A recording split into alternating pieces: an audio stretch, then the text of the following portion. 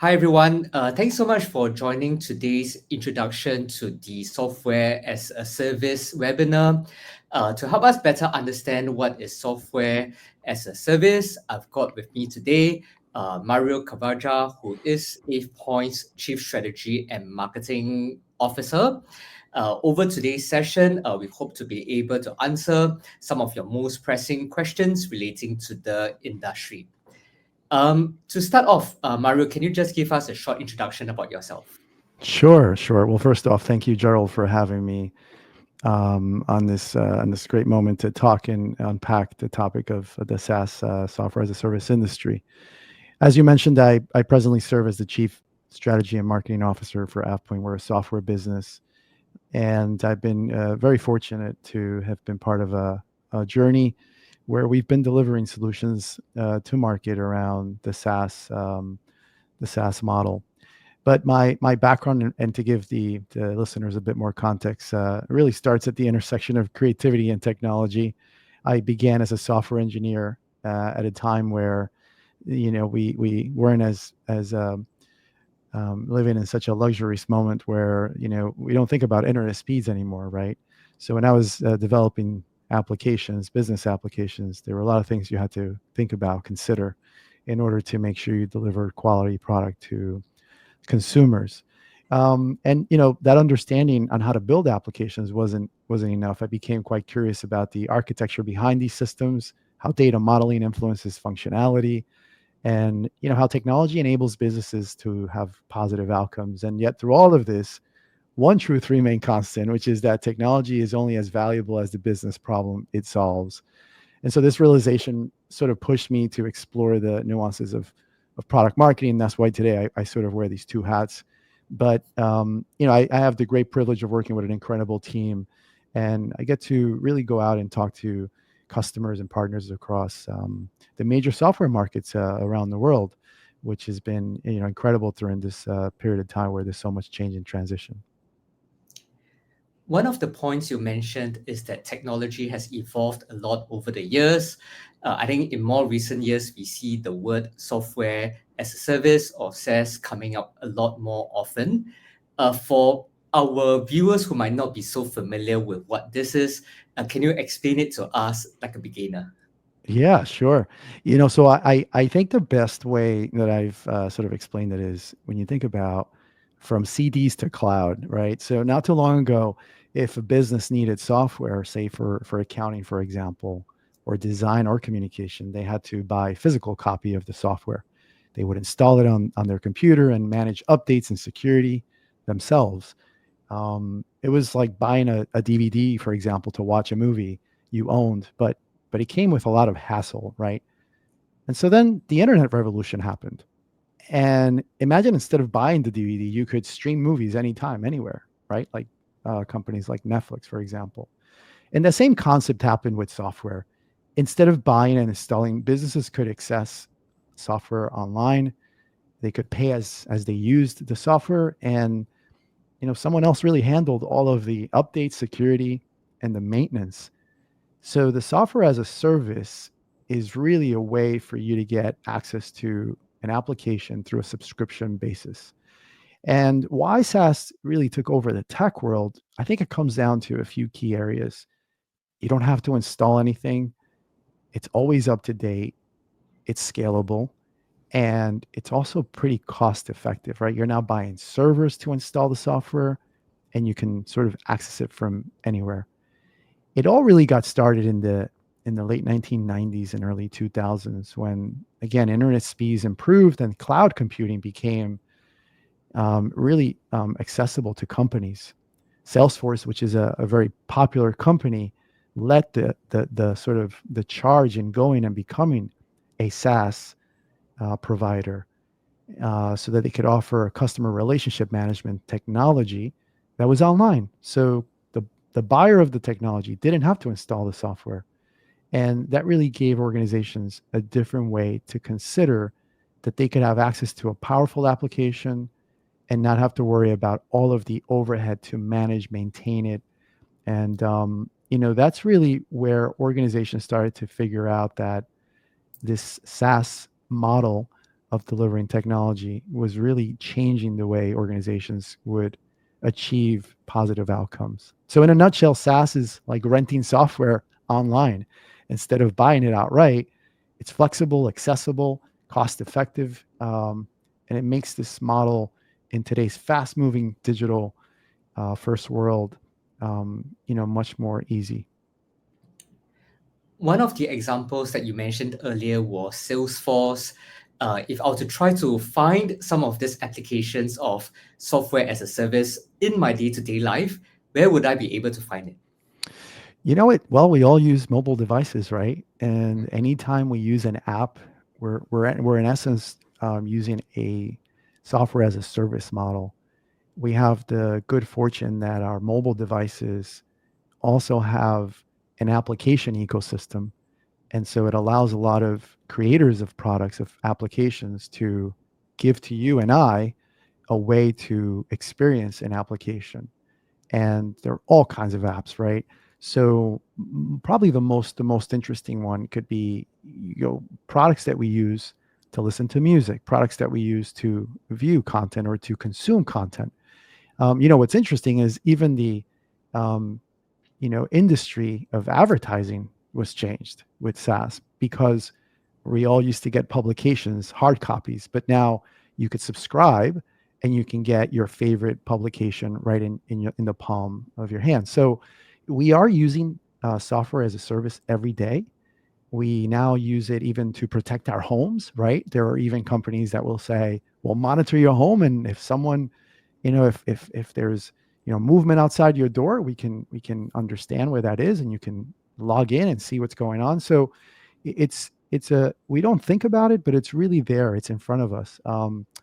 Also, the way content is being brought into the home, right? In your home, you're experiencing a opportunity where providers that are running these incredible servers out in data centers are taking care of all of the lift to give you that content. And so we're able to consume the content.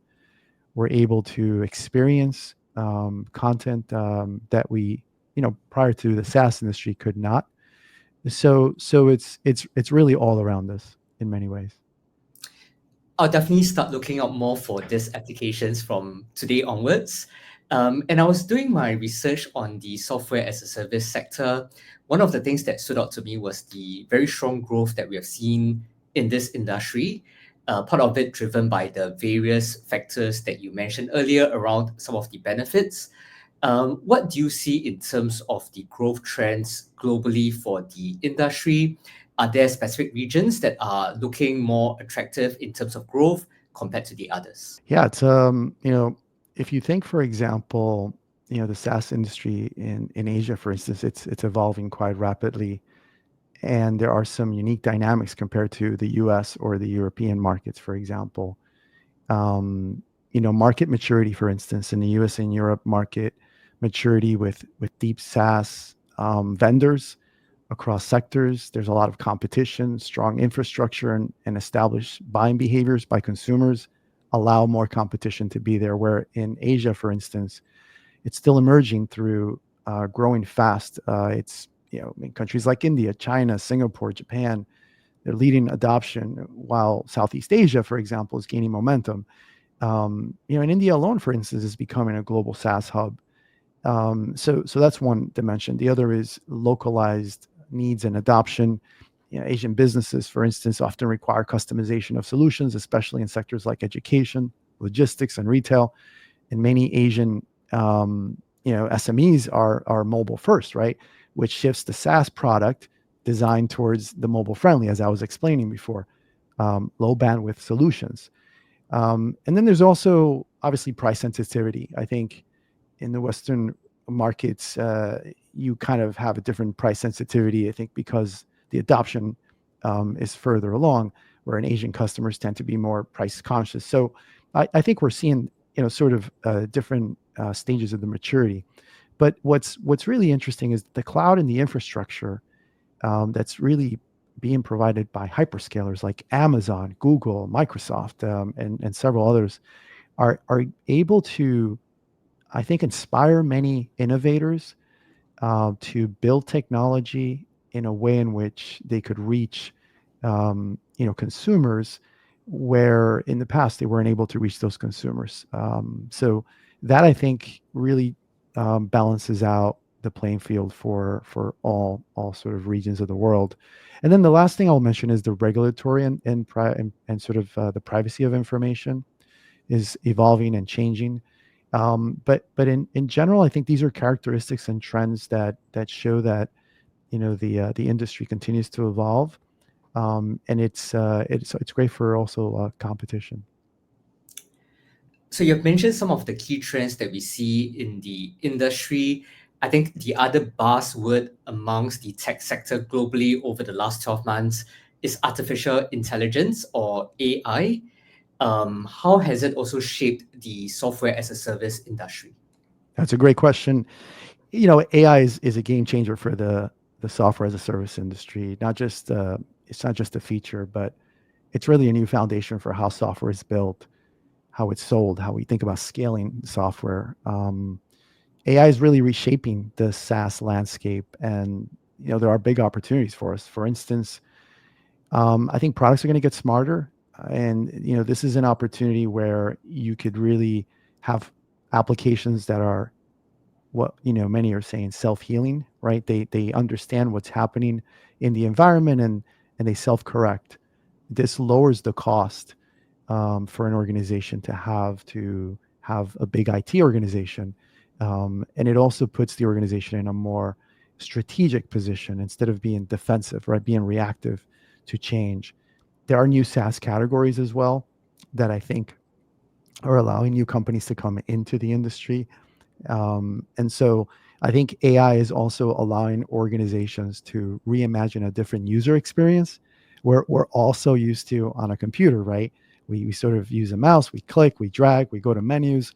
And the reality is that it requires an effort on our behalf and a learning of the system. But it's probably better if we just simply have a very natural conversation with an AI agent. And it changes the way I experience technology as a consumer, as a knowledge worker. So that transformation in the user experience, right, really I think changes the opportunity for SaaS vendors to consider the power of the technology and what we can do with the data that is being provided through that SaaS solution. And so that's why, as I said before, it's almost a new foundation for the software industry, and many are taking advantage of it. The other thing I would say is that there's, AI also augments the, the personal experience. Um, it allows us, I think, to focus primarily on higher value tasks. Now, there are a lot of organizations that are saying if there's a task that you do twice a week, there's an opportunity to change it with AI. And so imagine, a workplace, a working environment where everyone's receiving more satisfaction in their work because they're able to collaborate. They're able to really work on problem solving rather than, a lot of task oriented actions. So AI, I think fundamentally as a foundational piece, allows, the SaaS industry, all of the SaaS vendors, to introduce a new set of products that will transform businesses for years to come. So as a business owner where my team and myself constantly meet with tasks that happen more than twice a week, I'm definitely looking forward to that. Um, Absolutely. One of the points that you mentioned was around data, the need to be having data that might be clean, the need for potentially having data that is secure in this new environment that we are in. Can you maybe share a bit more about the opportunities that come through from data security or data management as a result of some of the developments within the AI sector? Yes, it's really important for us to recognize that there's more information in the world than there ever has been in it, and it just, as we speak here, there's information being multiplied, right? How often are you walking down the street and you see people taking pictures all the time, right? Well, that's data, data, data everywhere. And so all of this data is also, what's interesting is that many don't know this is the type of data that's called unstructured data, data that is constantly changing.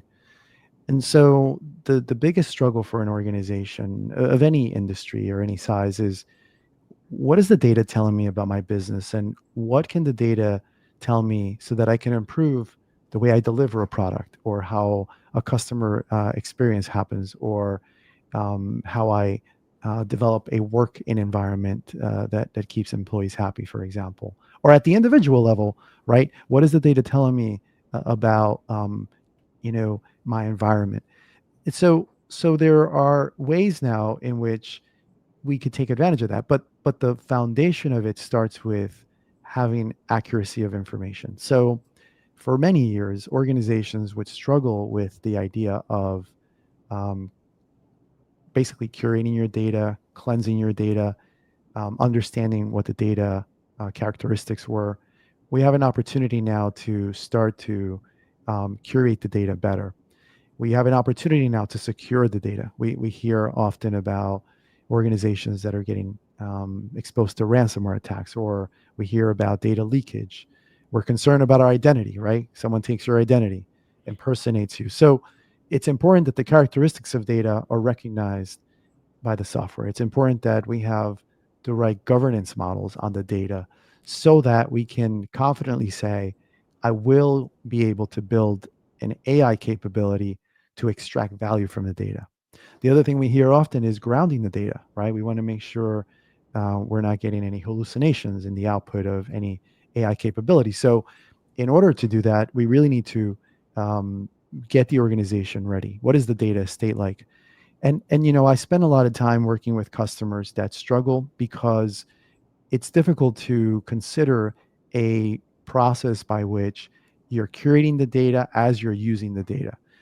What's good now, though, for many is that there's an opportunity to also experience cleaning out the data. So, for example, there are organizations now that are encouraged by saying we don't have to hold on to the data. There is data we could completely expire or delete.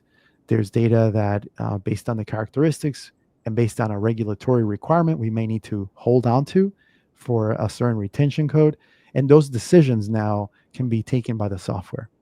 And so when that happens, and it happens at scale, it becomes realistic that we'll get to a place where the foundation of my data is actually ready for me to now start to extract value from it. So we are seeing the industry over the last 24 months go through this. I have the privilege of working cross industry. So I see it in regulated industry. We also see it in the education sector, in government sector, where organizations are really encouraged. Some are saying this is the modernization of data. It's an opportunity, right? For a long time, we heard of digital transformation. And what's interesting is digital transformation was accelerated by the global pandemic. Well, now AI is really becoming the instigator of modernization of data. And so that's a good thing. And I think this will also carry all the way through to individuals, to the landscape of consumers as well. So if I were to take on the lens of a consumer, I don't work in the education sector, I don't work in a regulated industry. I'm just putting in my queries into one of the different software that might be available. What are some of the potential issues that might come up if I were to be using it from that perspective? And what should I be mindful about in terms of what is the data doing and what might potentially come out? Well, I think it starts off with some education first. We are experiencing, like any frontier, many choices, and oftentimes, you're right. The question is, well, which tool should I be using? Which app should I be using? Should I trust that they're employing the right security measures on my data?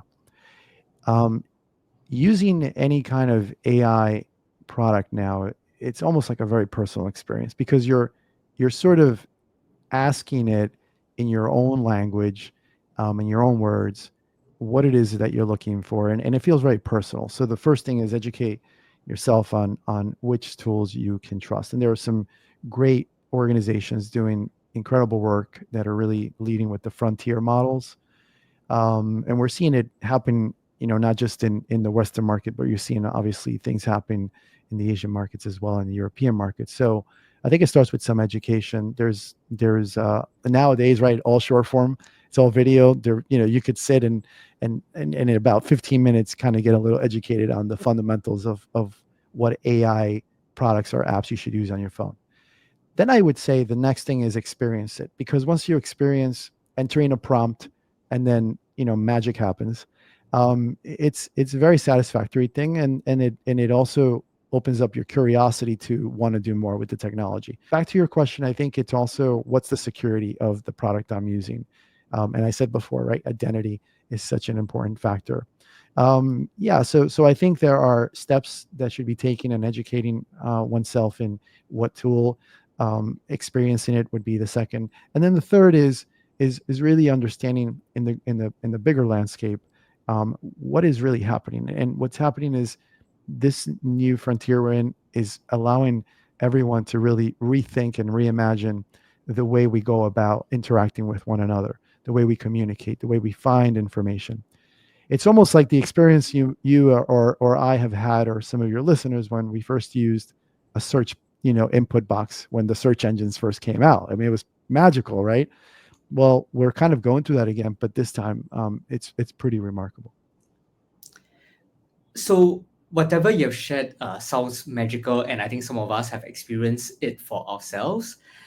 Going back to some of these software as a service companies for providing a service like what we have shared, how do they actually make money out of it?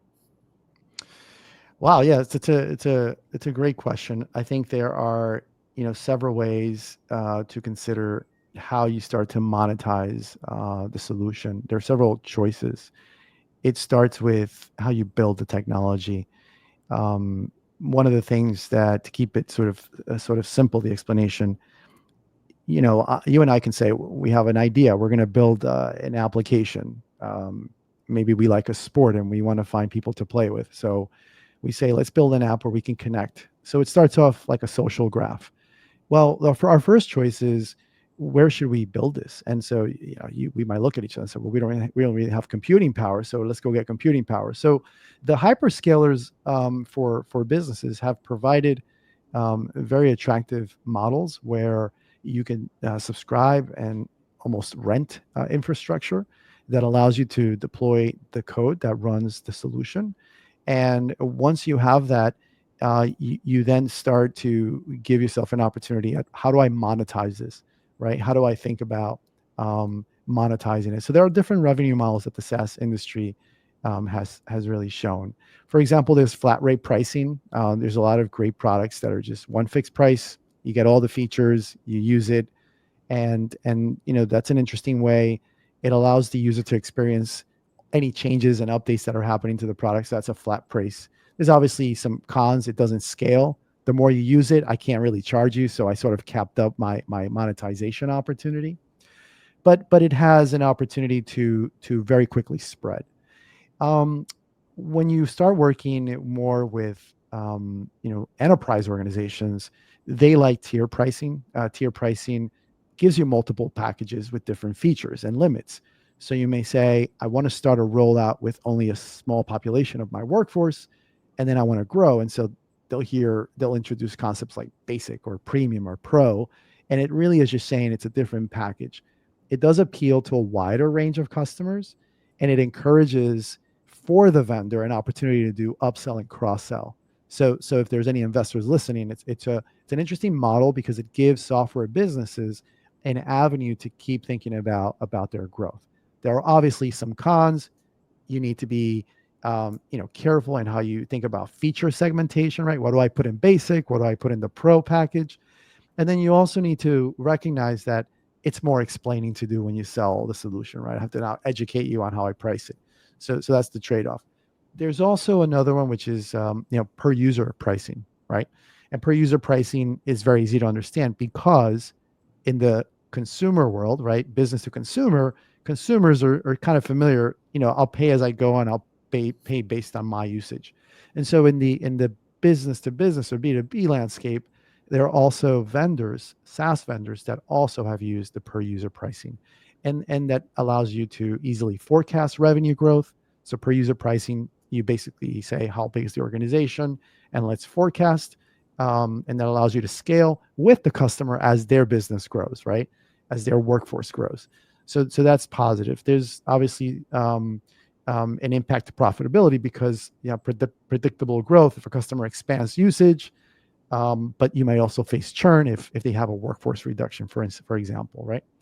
And then maybe one more to mention would be a freemium model, right? And freemium models are very interesting because you get the basic version for free. It has some advanced features, but they're teasing you. They're saying, here's the experience of the app, and if you want something more powerful, you're gonna have to pay a little bit more. Those are great models when you're coming in and you really want to very quickly have adoption happen. You want a viral adoption, basically. You want word of mouth, right? Someone tells someone, and someone tells someone else, and then we all start downloading the app. And the fact that in the mobile device, they make it so easy now to just have the app on the store, it just spreads. It obviously impacts profitability for a business because you really don't have top of funnel, so you don't understand where the forecast is coming from. But freemium is usually very attractive to introduce new products into a market, again, to penetrate a new market segment. And then the examples I've given in the licensing models for monetization oftentimes could be combined. So there are organizations that sort of combine them, and that gives the organization just much more opportunity to reach a wider market. Do we see one model being used more than the others? Are we seeing companies evolve from one to the others?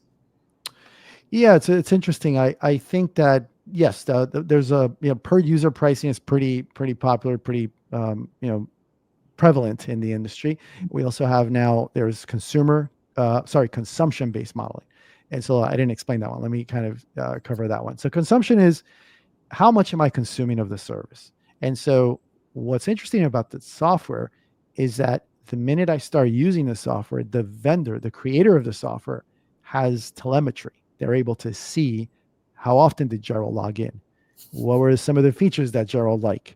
And so by tracking usage, you're able to also predict consumption patterns. And so that type of licensing model or monetization model allows an organization to almost feel, I'm not going to buy too much that I don't use. I'm going to buy exactly what I'm using. What it does for the vendor is it really allows them to very quickly figure out what are the best capabilities or features you like, Gerald, of the app, because I always see you go to this section. So maybe that's what you like. And so we'll spend more time there. So, these are some of the popular ones. And again, mentioned before the explosion of data, right? Data keeps growing. With data, it's very interesting. There are a lot of solutions now that are consumption based on the traffic of data, how much data you're sort of acting on or consuming or using. So a combination of the user are some of the most prevalent ones, and the others I mentioned I think are sort of um, a combination that many software vendors kind of leverage. So if I want to set up a software as a service company, I've looked at the infrastructure, I've thought about my pricing model, how I want to be monetizing. What should I think about in terms of how my company can have a competitive edge over the other companies? What is it really unique that makes a software as a service company stand out compared to other companies? Yeah, it's a great question. I mean, I think it starts first with, are you driving value with your product? I think, as I mentioned before, there are some techniques you can use to measure the impact the product has through some of that telemetry architecture I mentioned. So that allows you to really make sure you have product market fit. That's the first. I think that once you have product market fit, it is important that you start thinking about growth versus profitability, right?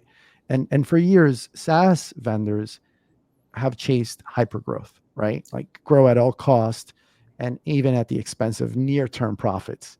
But markets have matured, and so have investors, frankly. And so maybe here's how I would think about it. You have, growth historically has been king. So there are some SaaS metrics that really help you from the beginning start thinking of the right revenue model.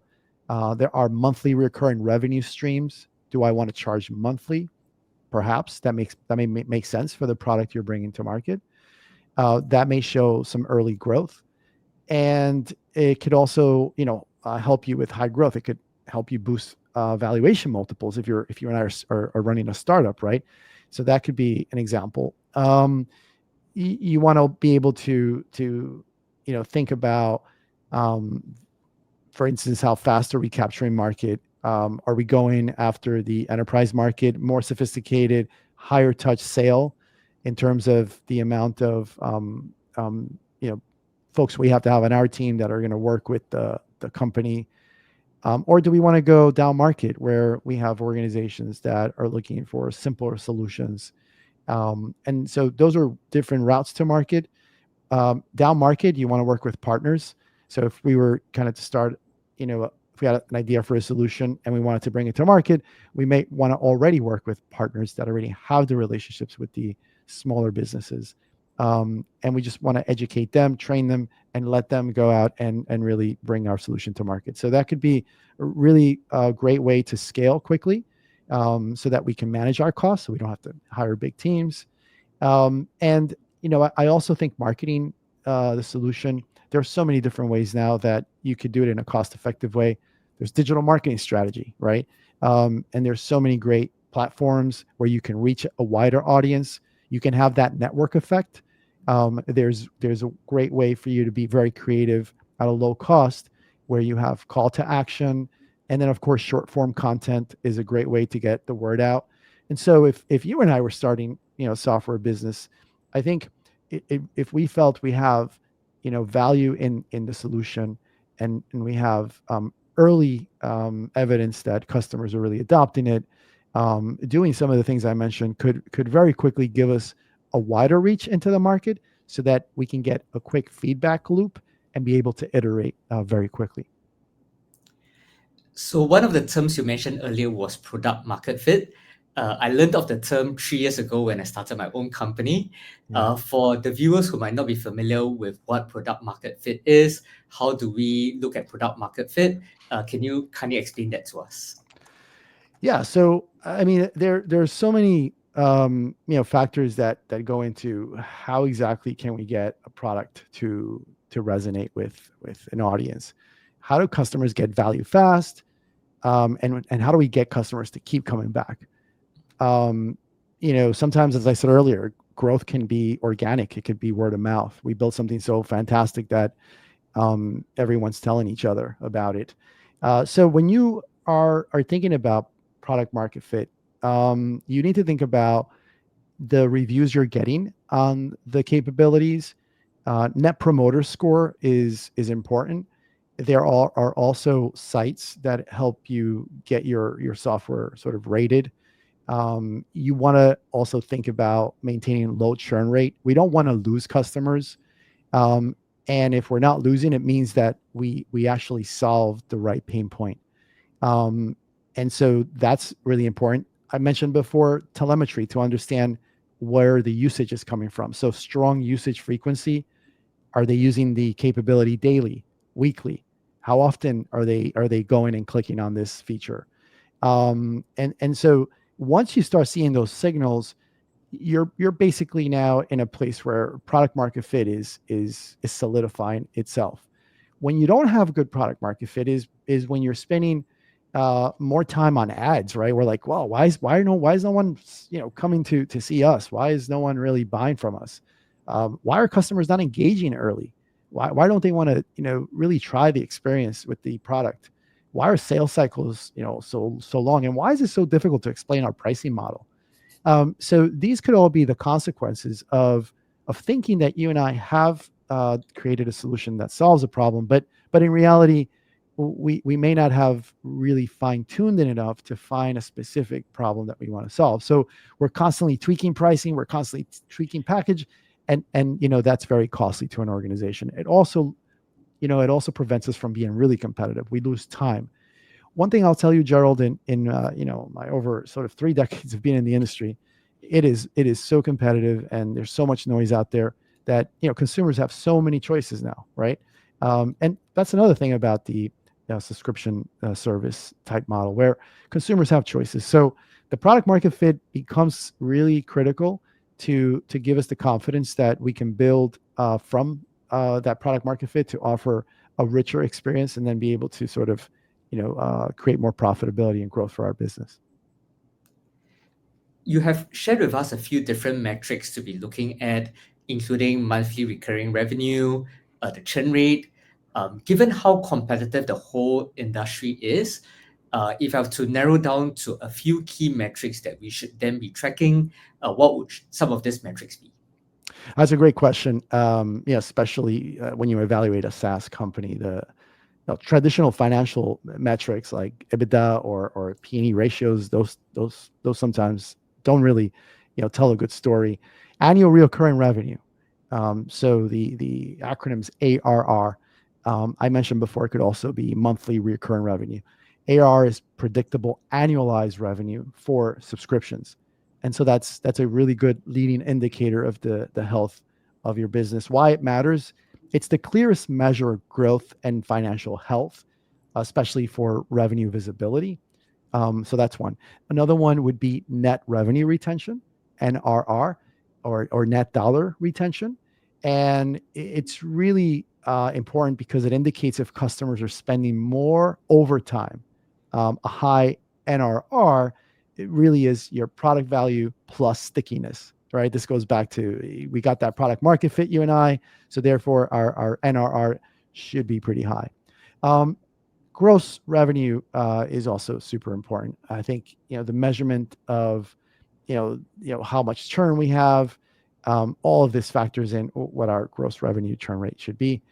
And then this also helps you look at other things like how hard is it to acquire new customers? Like what's the cost of customer acquisition? Um, but I think the most important dimension of this is if you're able to continue to grow your ARR, you can do it in a profitable way or a cost effective way. Then all of these other dimensions that I mentioned are working right. You're keeping down your customer acquisition costs. Your customer lifetime value over time is getting better, and that means that your organization, your customers are buying more from you. They're becoming more valuable to you, more strategic to your own growth. So these are always really important. And then maybe the last one would be gross margin. Typically for SaaS businesses, you got like a 70% to 90% range. A higher margin signals strong unit economics and long-term profitability potential. And so if you have a strong gross margin, those are some really good indicators as well. Apart from those metrics, the other one that I came across quite a bit is the Rule of 40. Yes. Companies seem to be obsessed with the Rule of 40. Can you share with us why is it so important? The Rule of 40, I think it helps investors really understand, how the management team is approaching the growth profile and the funding of the business.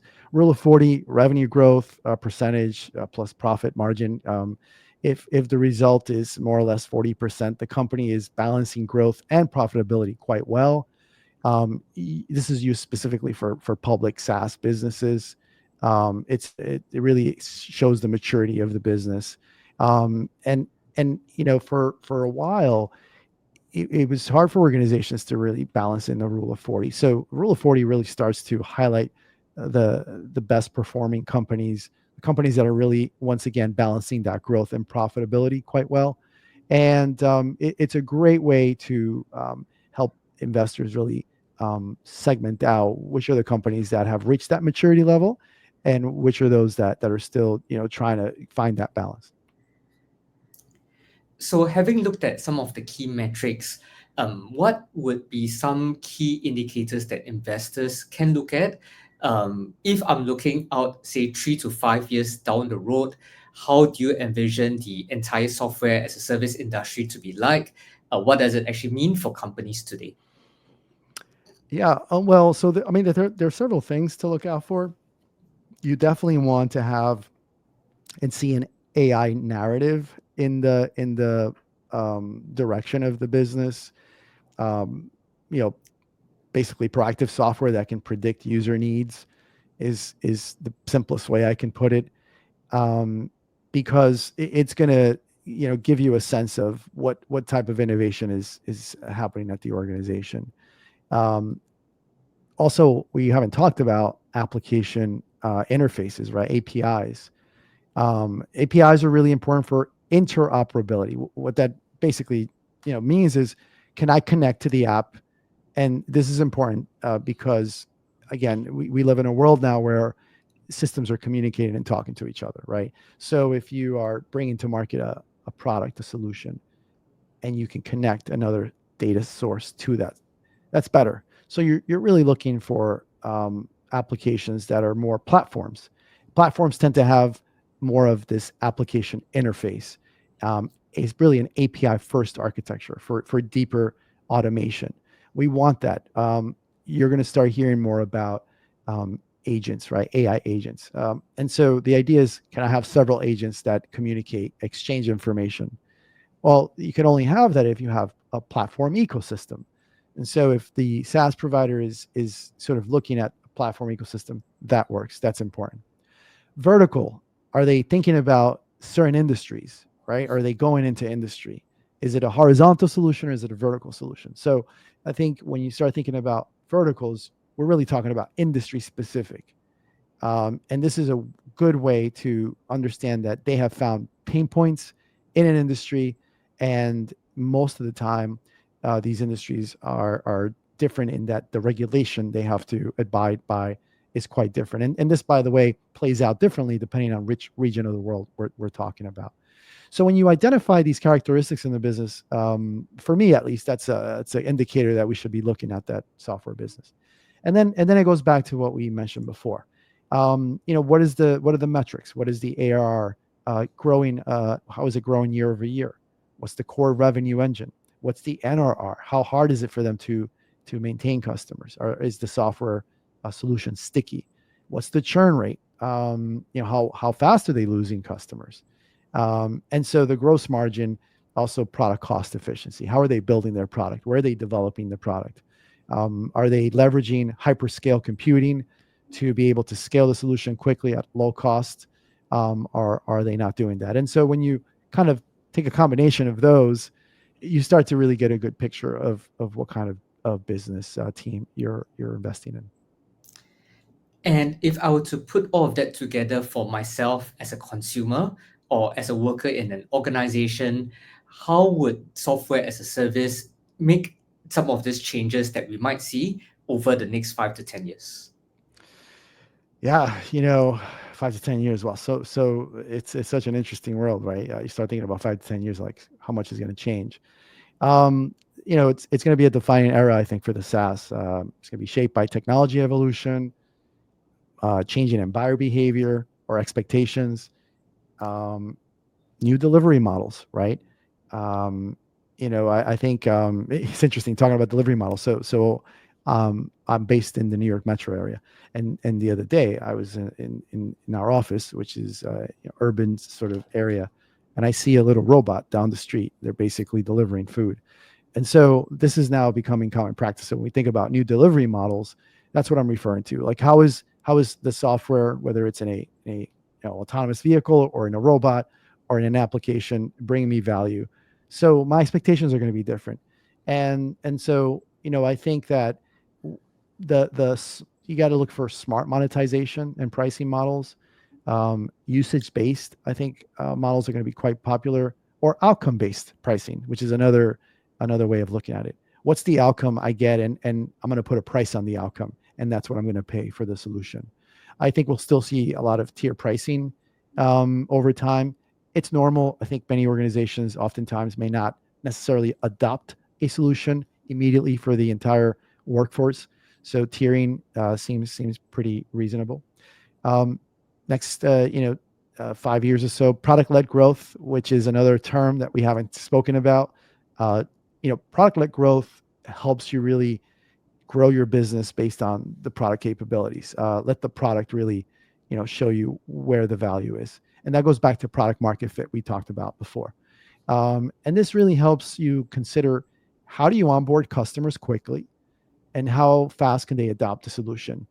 And then the other thing that I think is going to be really exciting is in-app upsell. It's a personalized experience, right? I could be using the application. It already happens to us. And then suddenly there's a promotion.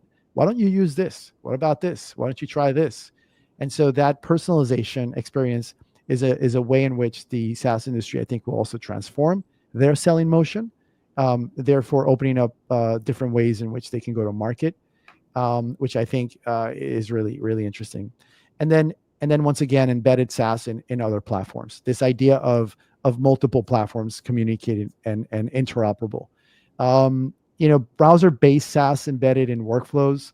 We got used to browsers, and now when we're remote, we're kind of using browsers. But I think, as I said before, the user experience somewhat also changes. There's kind of like a collapse into maybe an experience where it's more natural language like, and that really changes our expectation of the solution. And then, of course, we haven't talked here about how we on the personal side will experience the environment. I think there's going to be a lot of devices. I think devices are also going to be critical.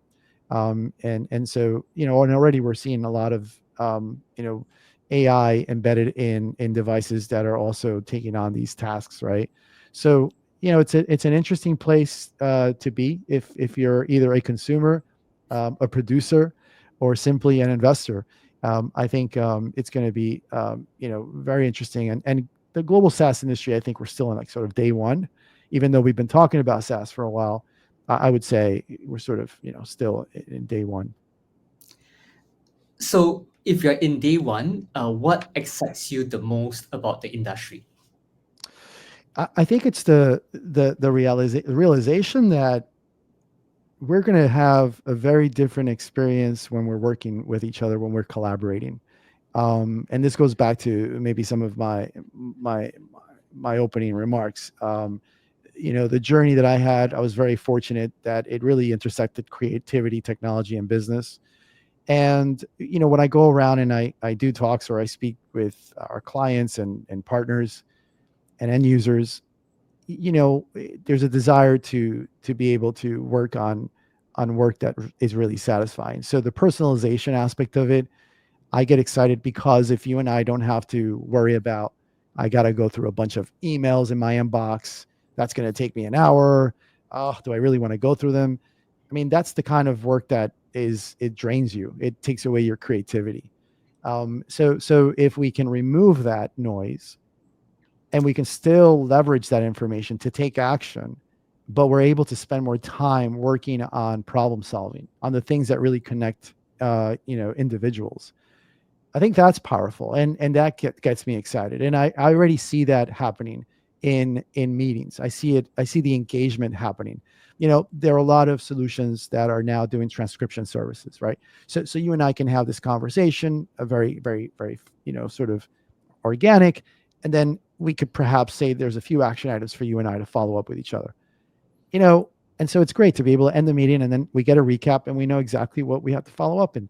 Where in the past, maybe I would have to take notes or you would have to take notes. And so removing that noise out of the way, Gerald, I think is exciting. And it opens up again this way in which we can be much more creative, much more impactful. And once we have more meaning in the way we're spending our hours and day, I think it just becomes a better place. We have gone through quite a bit over the past 1 hour. If there is going to be one piece of suggestion that you would like to share with investors who are looking at the software as a service industry for the first time, what would you say this suggestion would be? Well, it's a very responsibility with the answer on this one. I think invest in category leaders, or AI native disruptors or data companies. Invest in companies that have platform first strategies. Invest in companies that have good teams that consider many of the points that you and I talked about here in these last 40 minutes.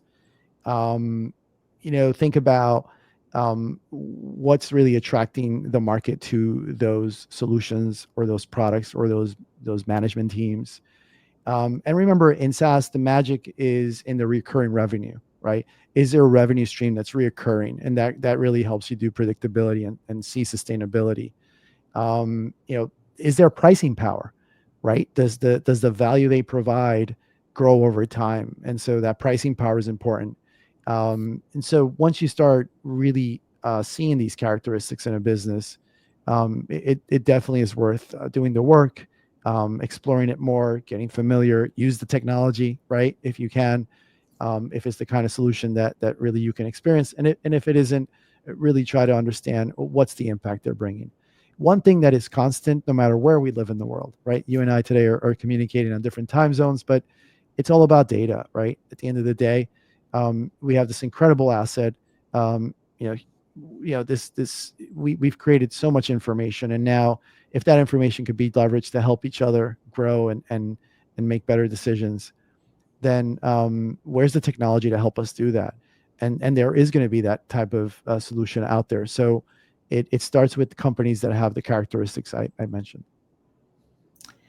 Thank you, Mario, so much for your sharing over today's session. I think we've all gained a lot of understanding about what software as a service is, what are some of the key things to keep a lookout for, and what are the things to be looking ahead to anticipate in the coming years. Any final words that you'd like to share with our viewers?